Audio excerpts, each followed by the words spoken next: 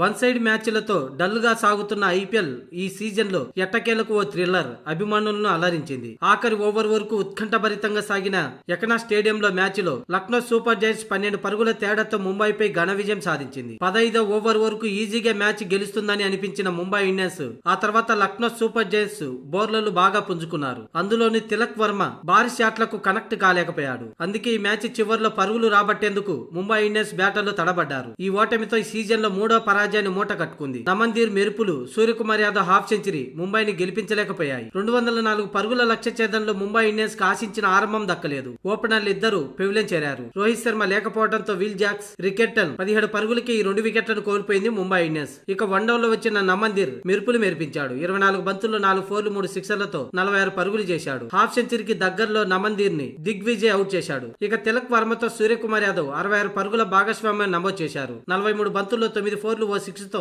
67 పరుగులు చేసిన సూర్యకుమార్ యాదవ్ ని అవేస్ ఖాన్ అవుట్ చేయడంతో ముంబై ఇండియన్స్ విజయానికి ఆఖరి 2 ఓవర్లలో 29 పరుగులు కావాల్సి వచ్చింది. ఇన్నింగ్స్ 19వ ఓవర్ వేసిన శార్దుల్ ఠాగూర్ కేవలం 7 పరుగులే ఇవ్వడంతో మ్యాచ్ సమీకరణాలు పూర్తిగా ముంబై నుంచి లక్నో వైపు మళ్లింది. ఇదే సమయంలో 23 బంతుల్లో 2 ఫోర్లు బాది 25 పరుగులు చేసిన తిలక్ వర్మ రిటైర్డ్ అవుట్ గా క్రీజ్ వదిలి వెళ్లిపోయాడు. ఒక్క బాల్ అంటే ఒక్క బాల్ కూడా తన అనుకున్న రీతిలో ఆడలేకపోయాడు. ఇక అతని స్థానంలో వచ్చిన మిచెల్ షాట్నర్ ఆఖరి బంతికి 2 పరుగులు రాబట్టాడు. అయితే చివరి ఓవర్లో ముంబై విజయానికి 22 పరుగులు కావాల్సి వచ్చింది. అవేస్ ఖాన్ వేసిన ఆఖరి ఓవర్ కేవలం 9 పరుగులు రావడంతో మ్యాచ్ 12 పరుగుల తేడాతో లక్నో జట్టు విజయం సాధించింది. అంతకుముందు టాస్ ఓడి తొలుత బ్యాటింగ్ చేసిన లక్నో 20 ఓవర్లలో 203 పరుగులు చేసింది. ఆ జట్టు ఓపెనర్లైన ఐడెన్ మార్క్రమ్, మిచెల్ మార్స్ తొలి వికెట్ కు 76 పరుగుల భాగస్వామ్యం జోడించారు. మిచెల్ మార్స్ 60 పరుగులు, ఐడెన్ మార్క్రమ్ 51 పరుగులు చేయగా చివర్లో డేవిడ్ మిల్లర్ 27 పరుగులతో రాణించడంతో ఆ జట్టు 203 పరుగులు చేసింది. ఆ లక్ష్యాన్ని ఛేదించేందుకు ముంబై ఇండియన్స్ చివరి వరకు పోరాడింది. కానీ 12 పరుగుల తేడాతో